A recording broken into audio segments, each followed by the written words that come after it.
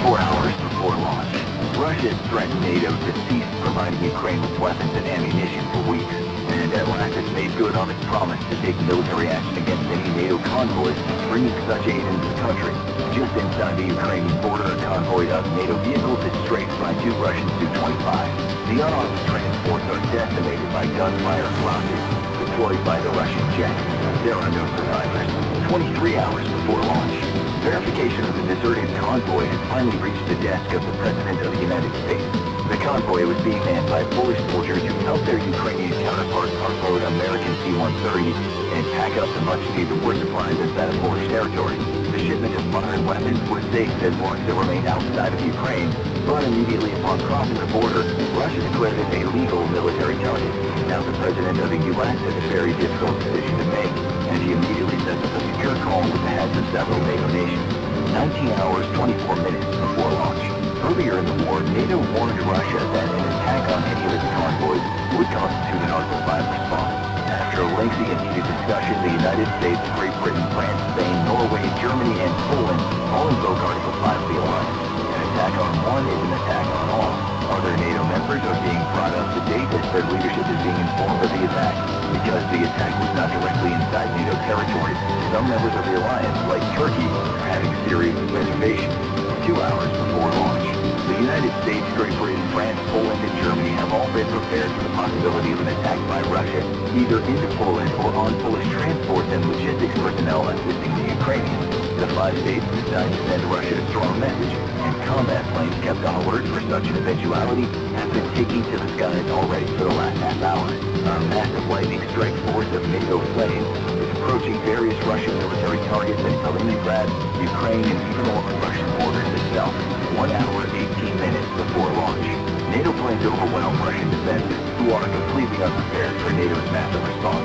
The attack perfectly avoids striking Russian troop concentrations, and instead lays waste to supply and fuel depots, runways, logistics hubs, and air defense sites. The Russian military giant had proved itself to be clumsy and inept in modern combat, and while a few NATO jets are lost to Russian air defenses, the attack is an overwhelming success.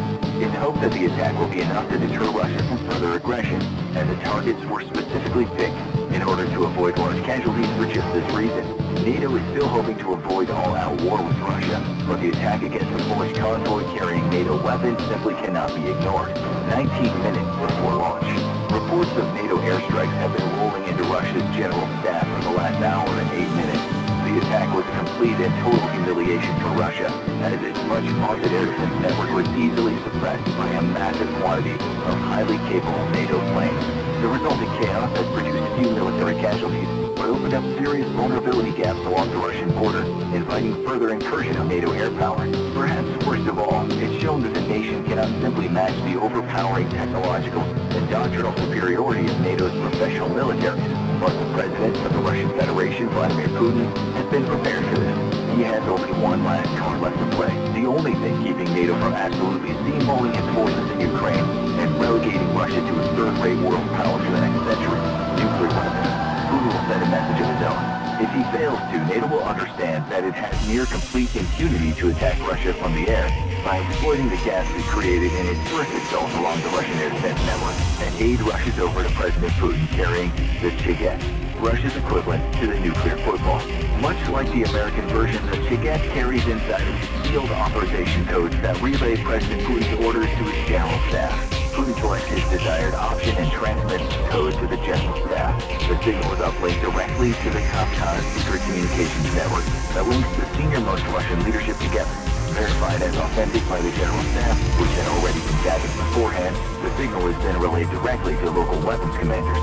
This is one of two ways for Russia to launch its nuclear arsenal, the second being its dead hand or perimeter system. This command system allows Russia to launch its nukes even if its entire senior leadership is eliminated in one sudden decapitation strike. Dead hand was developed in response to U.S. adventures in submarine-launched nuclear weapons, which in the 1980s became capable of the precision required for a decapitation communication strike with only a 3-minute warning thanks to the Trident D5. Using a network of seismic, light, radioactivity, and pressure sensors, Dead Hand can trigger a full-scale retaliatory response, even if the entire senior Russian leadership is annihilated in one strike. To get the alert out, a specially modified ICBM is launched, which carries a powerful transmitter instead of a nuke, and relays a mass launch order across the entire Russian nuclear triad. 13 minutes before launch, a single launch order has been relayed to an RS-12M1 Opal M ICBM unit. The road mobile launcher is harder to destroy in a first strike than ICBMs based on static missile fields, and this particular missile is based far in Russia's east, inside the Kamchatka Peninsula. The missile is already resting in an erected launch configuration, so it only takes the crew a few minutes to execute the order and make last-minute preparations for launch. When everything's ready to go, the launch order is given by the senior launch officer as the crew seeks shelter behind a rocky outcropping in case the aging missile experiences a launch failure. Russia's nuclear arsenal is getting into ever-worsening disrepair as the years go by, and the Russian Federation tries to live up to the old glory of the Soviet Union. Launch. The cone at the top of the Topol M container is blown off by a series of small explosive charges. Then the massive missile roars to life. The solid fuel rocket shudders as its engine comes online and lifts the 104,000-pound missile into the sky. Even as it's lifting off, the missile guidance computer begins to connect to Russia's GLONASS satellite network. It's guided by both the inertial guidance and GLONASS satellite uplink, giving it some of the greatest precision of any missiles in the Russian arsenal. Uplink to GLONASS is critical, as the Topol M isn't targeting a major city, which it could achieve with there, but not precision accuracy with only its inertial guidance system. Instead, the Russian nuclear missile is targeting an American carrier strike group currently in transit south of Japan. Russia aims to teach the U.S. a lesson with the only weapon it can effectively bring to bear against its military superpower. 15 seconds after launch. Just 15 seconds after launch, a satellite belonging to the United States Space-Based Infrared System detects the massive thermal signature of a large rocket lifting off into the sky. The U.S. early warning satellites have been extremely good at detecting missile launches and have even been used to track the launch of much smaller cruise missiles in Russia's conflicts in Ukraine and Syria. The massive Topol M rocket lights up the early warning satellite's thermal sensor like a blowtorch in the middle of a blizzard. The satellite immediately links up with multiple American Milstar satellites and sends a flash alert to the 2nd Space Warning Squadron at Buckley Air Force Base in Colorado, as well as other units across the entire web of the U.S. missile defense. 25 seconds after launch. Punching through cloud cover, the eyes of multiple American early warning satellites are picking up the telltale thermal plume of a massive intercontinental ballistic missile.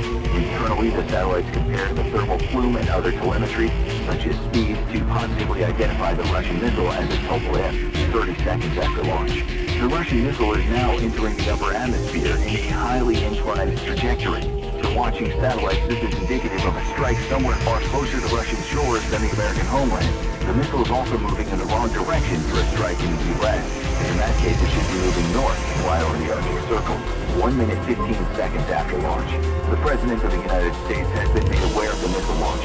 America's space-based surveillance network confirms no additional launches. New telemetry also confirms that this missile is not being fired toward the American homeland. There is hope that this is simply a show of strength, an unannounced missile test with a dummy payload. However, the trajectory of the missile is Japan and the U.S. base in Guam under threat. 1 minute 45 seconds after launch. An emergency alert is broadcast via Milstar satellites to every combat command and deployed carrier strike group around the world. Ballistic missile defenses are activated in Japan and Guam, as the Japanese Prime Minister is being alerted to the threat. However, the missile's trajectory makes it very unlikely that a strike is incoming toward the Japanese islands. Guam is a suspected target, but so is a transient carrier strike group, even now crossing south of Japan toward the South China Sea for routine freedom of navigation exercises. If the strike is against the U.S. carrier, there are only minutes for it to prepare to defend itself against a nuclear attack. 2 minutes 33 seconds after launch. The gravity of the threat has been relayed to transiting American carrier and her escort. Orders are immediately given for the ships in the formation to begin to spread out and put even more distance than normal between themselves. This is so that a strike against the group may damage most of the ships, but actually only sink a few. 3 minutes after launch. Jets are ordered to be cleared from the deck of the carrier and rushed below. It's a lengthy process to move a combat aircraft from the deck of a carrier to below decks via the massive aircraft elevators, and unlikely that more than 1 or 2 planes could be successfully transferred from a busy deck to below. But all attempts to minimize loss of personnel and all valuable aircraft must be made. Any non-essential crew to the current threat is ordered to brace. Damage control teams are ordered to begin to assemble. Even a glancing blow will likely still cause significant damage to the ship. 3 minutes, 22 seconds after launch. The carrier's Aegis-equipped missile cruiser begins preparations for a ballistic missile defense. Its powerful AMS-1 radar begins sweeping the skies above for the incoming threat. Though for now, the missile is still far outside of its protection capabilities. 6 minutes, 41 seconds after launch. Nearly 7 minutes after launch, the Topolin missile separates the warhead delivery vehicle from the tree-stage rocket. This now splits open in a cloud of chaff meant to confuse American radar, and 4 warheads are jettisoned. Only one of the warheads is real. The other 3 are cleverly designed decoys meant to lure in interceptors and allow the real warhead to hit its target.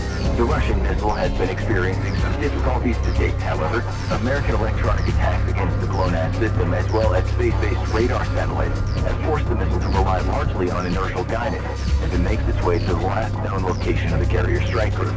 Given that the carrier now has increased to its classified top speed, estimated to be well over 30 knots, this missile's accuracy is decreasing by the minute. 6 minutes, 43 seconds after launch. American space-based satellites blast the cloud of chaff hiding the 3 decoys and 1 real warhead with high-powered radar, as powerful computers crunch through the data to work to reduce the effect of electronic noise created by the highly reflective chaff. In a few seconds, they have the telltale signature of at least 4 warheads. Using classified sensor technologies, the American satellites attempt to discern the real warhead from the fakes by measuring very subtle variations in the 4 warheads. Luckily, the Aegis missile defense cruiser waiting below has numerous interceptors ready to defend the strike group. But time will be of the essence, and the task of intercepting a ballistic missile is still incredibly difficult. In testing under realistic conditions, U.S. missile defenses have had a spotty record to date. Another spot on that record today will mean the death of thousands and the loss of over $15 billion in military hardware. 8 minutes, 33 seconds after launch. The warheads have only a short flight time in space due to the proximity of the launcher versus its target, which is adding to the difficulty in interception.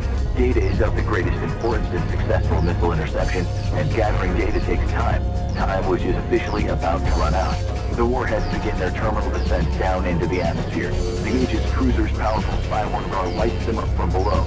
On the ship's deck, multiple SM-6 missiles fire off into the pre-dawn sky. A few seconds later, a second volley of missiles lights up, followed a few seconds later by yet a third. The cruiser is taking 0 chances and maximizing its odds of successful interception with multiple volleys. If they fail, thousands of sailors will die. 9 minutes, 55 seconds after launch. The ship's AN/SPG-62 X-band radar illuminates the incoming warheads and helps provide terminal guidance to the SM-6 interceptors. The ability to directly network with both seaborne and space-based sensors allows the Aegis cruiser to cut through most of the electronic noise caused by the massive cloud of chaff released as a countermeasure. There are still doubts about which warhead is the real target, and thus each warhead is assigned multiple interceptors. This increases the chances of targeting the right warhead, but reduces the chances of successfully intercepting it. The crew holds its breath as the incoming tracks quickly merge with the ship's defenses. 10 minutes, 5 seconds after launch. Closing in at a speed of 1,700 meters a second, the first wave of interceptors managed to knock out one of the decoys with a near hit by the SM-6's explosive fragmentation warhead. The warhead suffers severe structural damage from the shrapnel and explosion and tumbles out of control at thousands of miles an hour, destroying itself in the lower atmosphere. 10 minutes, 9 seconds after launch. The second volley of SM-6 missiles failed to hit a single target. 10 minutes, 13 seconds after launch. The third volley of interceptors knock out a second dummy warhead. 10 minutes, 15 seconds after launch. 60 miles below the 2 incoming warheads, there is no way for the strike group's crews to know if they've knocked out a real warhead or only dummies. Orders have already been given for all to brace for impact, and damage control crews are on standby to immediately pounce on any fires or see to fixing hull breaches and flooding. 10 minutes, 20 seconds after launch, a massive fireball explodes 3,000 meters above the sea somewhere south of Japan. The massive explosion sends out a wave of electromagnetic and thermal radiation that temporarily overpowers satellite sensors. Gradually the noise fades and these electronic eyes in the sky begin to frantically scan for signs of the strike group. The strike has been off by just over a mile, meaning that the carrier strike group has avoided the most lethal part of the nuclear attack. However, a massive pressure wave slams into the strike group and causes moderate structural damage. On the big carrier, most of the planes left on the deck, even those secured by tie-downs, are blown off and into the ocean by the hurricane gale wind smashing into the strike group. With crews ordered below decks, the initial release of radiation is largely harmless to the strike group's personnel. This is helped by the fact that the strike group was just outside the most lethal radius of the nuclear explosion. Despite this, numerous crew are killed across the strike group from the effect of pressure waves. Several of the ships are flooding, but damage control crews are already on their way to enact repairs. Compartments too damaged for effective flood control are simply sealed off to keep the rest of the ship from also flooding. This doomed several sailors to a drowning death as their comrades make the impossible choice of trapping them inside flooding sections in order to save the ship.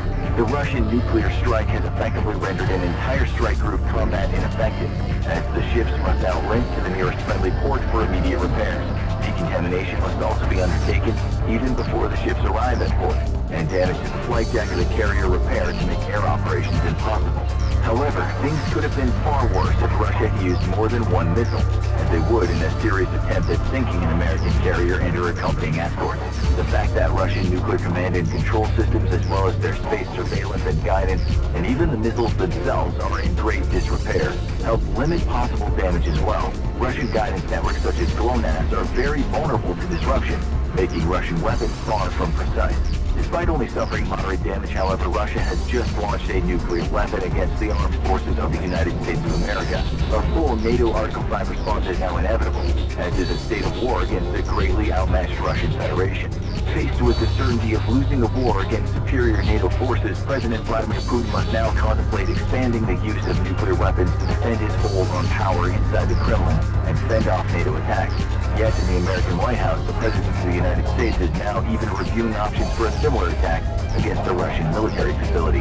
The world stands on the brink of full-scale nuclear war in what might be the greatest and final conflict of the human race. 1 week before a U.S. nuclear launch. The United States has been closely monitoring Russian movements in Ukraine. Recently, some unsettling images have been brought to light. Satellite imagery reveals nuclear weapons being moved to airfields just across the border in Russia. Mobile launchers also appear to be on the move. The U.S. military intelligence officers scour the data to make sure what they're seeing is accurate. Several MAZ-7917 transporter erector launchers carry RT-2PM total ballistic missiles dangerously close to European borders. It looks as if several of the nuclear missiles are positioned to attack the front lines of the Ukrainian conflict. Others have been moved to the far reaches of Russia's eastern territories. This is unsettling for the United States and its NATO allies, as Vladimir Putin is not known for his level-headedness. As his forces suffer defeat after defeat in Ukraine, he might be willing to take drastic measures. The President of the United States is informed of the deployment of nuclear missiles across Russia. He ponders what might be going through Putin's head, but quickly realizes it's a rabbit hole he doesn't wish to go down. Instead, the President of the United States orders several Ohio-class ballistic missile submarines to deploy closer to Russian shores. If a nuclear response by the United States is needed, these submarines will play a vital role in quickly striking key targets before Russia has time to launch a full-scale nuclear attack. The nation's defense network is put on high alert as intelligence officers try to gather as much intel as possible to provide the President the opportunity to make the most informed decision. B-2A Spirit stealth bombers take off from Whiteman Air Force Base to fly alert patrols near the Russian mainland. They're loaded with GBU-57 AB massive ordnance penetrator bombs in case things go sideways, and the U.S. needs to take out Russian high-priority targets hidden deep within protected bunkers. A few B-2s are equipped with B-83 nuclear bombs. However, these aircraft will remain grounded until further notice. These nukes have a maximum yield of 1.2 megatons, making them some of the most powerful nukes in the U.S. arsenal. 24 hours before a U.S. nuclear launch. Over the past several days, things have escalated. Ukrainian troops have pushed Russian forces all the way back to Crimea. The Chinese Navy has created a blockade around Taiwan. And Kim Jong-un has been spouting nonsense and threats that if the U.S. tries to interfere with their allies' plans, North Korea is mobilizing forces across the DMZ. In a matter of days, global security has gone from relatively stable, except in Ukraine, to terrifyingly uncertain in multiple parts of the world. The President of the United States doesn't sleep anymore. He keeps a close eye on events unfolding across the Atlantic and in the Pacific. Right now, the best thing that the U.S. and its NATO allies can do is prepare. Everyone was already on high alert, but now the President never lets the nuclear football out of his sight. 47 minutes before a U.S. nuclear launch, a high-ranking general bursts into the Oval Office. The President sits at his desk, staring at the latest images coming in from around the world. Russia, China, and North Korea all seem to be posturing toward taking drastic action. The president can see by the look on this general's face that this is not going to be good news. Then an emergency alert reaches the president directly from the Pentagon. Russia has launched a nuclear missile. A network of satellites tracks the thermal signature of the Russian nuke. It's heading west toward Europe. The president knows the target is not the United States, as if Russia were to attack the U.S., their ballistic missiles would fly over the Arctic. However, until more data comes in, the exact location of where the nuke is headed is unknown. The president picks up the red phone on his desk and gets the Secretary of Defense on the other line. It's agreed that everyone should meet in the Situation Room to plan out what the next steps will be. 35 minutes before a U.S. nuclear launch, the Russian missile separates in the atmosphere, and now 4 warheads all fall toward the city of Kiev. 3 of the warheads are decoys, but one contains a nuke that could decimate the entire capital of Ukraine. Every NASAMS and anti-air system in Ukraine fires simultaneously. They try desperately to destroy the warheads before the nuke detonates. Most of these systems were designed to take out aircraft, but desperate times call for desperate measures. The world holds its breath, and the seconds tick by. One of the anti-air missiles gets a lucky hit. There's an explosion high up in the atmosphere. It's not clear how many of the warheads were destroyed or if the real nuclear device was the one that was hit. The people of Kiev take shelter, preparing for the worst. The President of the United States sits in the Situation Room with his generals, praying that this is all just a nightmare he'll wake from. 34 minutes before a U.S. nuclear launch, the Russian nuclear warhead detonates over the city of Kiev. In an instant, millions of lives are lost. The capital of Ukraine is reduced to a smoldering crater surrounded by irradiated ruins. 33 minutes before a U.S. nuclear launch. Sir, what are your orders? The Secretary of Defense asks the President. His eyes are still fixed on the screen, showing a mushroom cloud rising over what was once Kiev. Sir, the Secretary of Defense screams. The President closes his eyes and shakes his head. Cannot let him get away with this. The President whispers, "Get me the leaders of NATO on the phone. We need everyone on the same page before what happens next."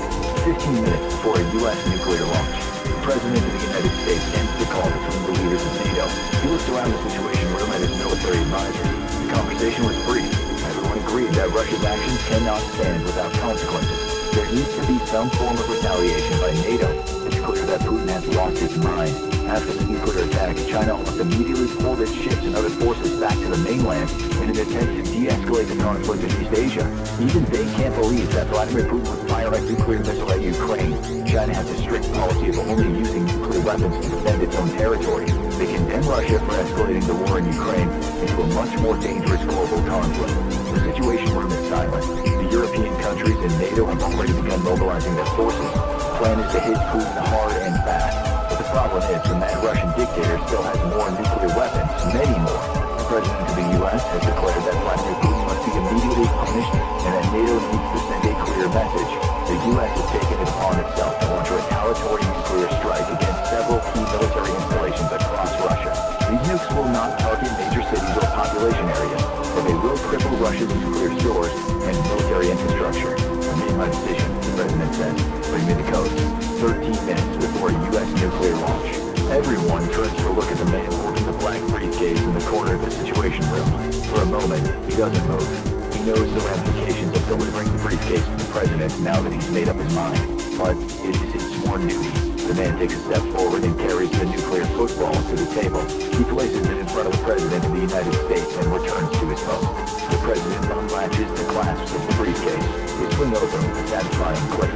The President then opens the case and pulls out the contents, laying them out on the table in front of him. First, the President opens the black book, which contains the retaliatory options available to him. There are all types of scenarios. The President runs his index finger over the table of contents until he lands on the one he's looking for. He flips through the pages and finds the correct one. The room is as quiet as a graveyard. It's as if the air has been sucked out of the chamber. No one moves. The President reads what's written on the page to himself and nods his head. He closes the black book and opens another booklet that contains a list of classified sites and their locations around the globe. It's here that he finds the targets that will be hit when he gives the final order to launch nukes at Russia. The President closes the book and opens a manila folder that contains several pages of authentication codes. He picks up the phone and calls the National Military Command Center at the Pentagon. They've been expecting his call. The voice on the other line speaks an authentication code into the receiver to verify that the person on the other line is in fact the President of the United States. The President pauses for a moment as he reads the words on the laminated card known as the biscuit. These words are known only to the President and confirm his identity. The member of the National Military Command Center listens to the response. It is correct. Next, the President relays the specific code that signifies which type of strike he wants. Now that the President has chosen to launch, there's nothing anyone can do to stop the process. The President of the United States is the only one who can authorize a nuclear launch, and is the only one who can cancel it once the process has begun. This makes many people in the Situation Room and around the country nervous, especially if they don't agree with this decision. But there's nothing anyone can do about it now. 5 minutes before a U.S. nuclear launch. The codes have been authenticated. The identity of the President has been confirmed. The encrypted instructions on what missiles should be prepared for launch and their targets are sent out to all parties involved. These sealed authentication system codes are received by military personnel around the world. When they come in, safes are opened at each site to retrieve the verification codes to ensure the SAS codes are real. Underground launch control centers that control the Minuteman missile silos in the heart of the country prepare for launch. Air Force generals order B-2 pilots to report to their planes. Deep under the waters of the Pacific Ocean, encrypted communications are sent to the Ohio-class submarines, who ready their nuclear missiles for launch. In each instance, the NMCC orders are authenticated one more time by those who receive them to ensure that the most serious decision that's ever been made is real. The NMCC sends out actual missile launch codes.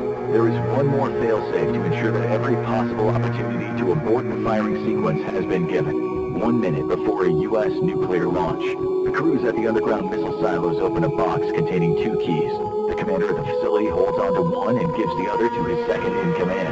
Submarine captains hand off the key to their first mate, who walks over to one of the terminals aboard the submarine and prepares for what comes next. The captain pulls his own key out from the chain around his neck. The B-2s that are en route to their targets have been given the authorization to go weapons-free. The 2 pilots in each cockpit are tasked with ensuring their payload hits the correct target. 10 seconds before a U.S. nuclear launch. There's collective anticipation across every branch of the military at this point. All high-ranking officers know what's about to happen. The U.S. is going to war, and it's launching nukes to kick off what will likely be a catastrophic series of events. There's still hope that by destroying most of Russia's nuclear capabilities, an all-out nuclear exchange can be avoided, but this can't be confirmed with 100% accuracy. The seconds tick down. 5 seconds before a U.S. nuclear launch. Each launch requires that both keys are turned within milliseconds of each other. This ensures that no single person is responsible for launching the nukes, and adds another layer of protection against unintentionally starting a nuclear war. 1 second before a U.S. nuclear launch. The keys turn in their slots. The launch of the United States' nuclear arsenal is initiated. The nuclear triad is the backbone of America's national security. The triad consists of land, air, and sea nuclear launch capabilities, and the President's decision requires that all 3 branches fire their missiles at Russia 1 second after U.S. nuclear missiles are launched. The engines on 100 Minuteman III missiles roar to life in their underground silos. These ballistic missiles are located in Colorado, Montana, Nebraska, North Dakota, and Wyoming. The ground shakes as the silo doors open, and the Minuteman missiles roar into the sky. These ICBMs will fly over the Arctic to hit their targets on the other side of the world. The soldiers working in the underground launch control centers ask for forgiveness as they listen to the nukes take flight. The commanders at each facility are still on the phone with the President of the United States and the National Military Command Center. They update them on the progress as the missiles rise higher and higher into the atmosphere. Airborne missile combat crews monitor the ICBMs once they enter the upper atmosphere to ensure they're still on target. The Minuteman III rockets have a range of over 6,000 miles. They accelerate toward their top speed of 15,000 miles per hour, which is around Mach 23. Each missile weighs just under 80,000 pounds, which is a lot of weight to launch 700 miles above the Earth's surface. The rockets use 3 solid propellant motors to get the job done. 7 Ohio-class ballistic missile submarines rise close to the surface just off the Kamchatka Peninsula. This is only half of the Ohio-class subs that the U.S. has at its disposal, but for the current mission, it's all that's needed. The way the submarines were designed makes them almost impossible for the enemy to locate until they surface. And at that point, it's too late. Each submarine can carry 20 ballistic missiles with independently targeted warheads. This means that each one of the warheads can be assigned a different target. This will make it incredibly hard for Russia to intercept them all, or launch effective countermeasures. It's almost inevitable that at least some of the missiles will hit their targets. The Trident II D5 missiles erupt out of their submarine silos and accelerate into the air. As soon as the missiles have been launched, the silo doors are closed, and the submarine descends back into the depth of the ocean, where it'll hide from any enemy ships trying to locate it. The submarines stealthily make their way back to their respective naval bases to be resupplied for their next mission. There's no rush at this point, as the Ohio-class subs typically spend 77 days at sea before returning for routine maintenance. However, if they needed to, the subs could stay underwater for much longer, as they're nuclear-powered and don't need to surface to replenish air. Instead, they use electrolysis to break apart H2O molecules and generate oxygen for the crew. The B-2 bombers are still traveling toward their objectives. The timing has been precisely planned out, so they drop their bombs as soon as the first nuclear missiles hit their targets. To keep the president's plan, that the nukes strike Russia almost simultaneously, 5 minutes after U.S. nuclear missiles are launched. NATO forces have launched a series of aerial and ground attacks into Russian territory. Their main objective is to serve as a decoy for what's to come. Bombers and fighter jets hit key Russian radar stations and survey the northern edges of Russian territory and the skies over the Arctic. This is done to prevent early detection of the incoming ballistic missiles arcing over the North Pole of the planet. Ground forces speed toward Moscow in an attempt to force Putin's attention on the invasion instead of the strategic nuclear strikes that the U.S. just launched. It's a race against time for NATO forces. They need to cause as much damage and mayhem as possible to distract the mad dictator of Russia from launching his own nukes. Long-range missiles target key communication hubs between Moscow and the rest of the country. The more disruptive NATO forces can be, the better the chances the U.S. nukes have at hitting their targets without being intercepted. 15 minutes after U.S. nuclear missiles are launched, the Trident II D-5 missiles descend toward their targets. Simultaneously, the B-2s drop their nuclear bombs. These stealth aircraft are supplemented by a handful of B-21 Raiders with upgraded tech and longer ranges. The Russians have no idea that these aircraft have entered their airspace. They claim that their newest forms of radar can detect even stealth bombers, but this, like so much of Russia's military posturing, is just a fabrication. The pilots sight their targets using a combination of infrared sensors, satellite telemetry, and high-tech radar. They've already been given the all-clear to drop their nukes, since they must maintain radio silence while in Russian airspace to keep from being detected. Each B-2 drops 16 2,400-pound B-83 nuclear bombs. They use sophisticated guidance systems to ensure that the nukes hit their targets. In an instant, dozens of nuclear missiles and bombs detonate above key Russian military installations. The distraction by NATO forces seems to have worked.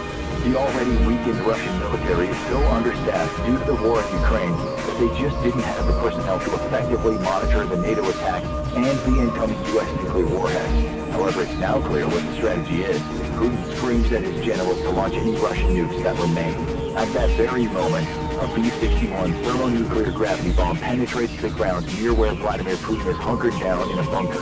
The nuke detonates and instantly wipes out the Russian president and his closest generals. This will cause a breakdown in the chain of command and should deter Russia from launching its own nukes. Luckily, the classified information the President of the United States had included detailed instructions on where the first nuclear warheads needed to strike to deactivate the Russian dead hand contingency. The automated system is supposed to kick in if the Russian leadership is ever killed in the nuclear attack. Dead hand uses information and sensors to determine if an all-out retaliatory strike should be launched if Russian leadership has been compromised. However, the system was from the Soviet era, and like many of the military systems that carried over from the time period, it was not properly maintained. A few well-placed nuclear strikes have completely disabled the dead hand system and have kept Russian protocols from instantly launching every remaining nuke they had at U.S. and NATO targets. 30 minutes after U.S. nuclear missiles are launched, the Minuteman III ICBMs are about to strike their targets. The warheads are descending toward the Earth at top speed. The remaining leaders of the Russian military use the A-135 system, which once consisted of 68 nuclear-armed interceptors and phased array radar stations, to track and destroy incoming missiles. But the first strike by the U.S. has already decimated countless bases and assets, rendering their defensive network almost completely inoperable. The Russian unified air defense system is still relaying information. The problem is, the military personnel required to effectively launch nuclear countermeasures have been decimated by the initial attack and by the war in Ukraine. However, 2 of the 6 Voronezh early warning radar installations still remain and are connected to the S-400 and S-500 anti-missile systems. The S-400 is designed to intercept aircraft and ballistic missiles with a range of up to 250 miles. The upgraded version of these missiles has an active radar to help them track incoming targets. The Russian military launches several S-400 at the incoming Minuteman IIIs. several hit their targets and detonate. Russia also has next-generation S-500, but with the shortage of semiconductors and materials due to sanctions from the war in Ukraine, the upgrading of their missile defense systems has yet to be completed. The Minuteman III nukes hit their marks. Almost all of the major Russian targets that the President of the U.S. ordered to be destroyed are now either vaporized or consumed by fire. The Russian landscape is covered in radiation. Its military is decimated. Key Russian government and military leaders are no more. The mission was a success, but at what cost? A U.S. nuclear launch is something that the world hopes will never happen.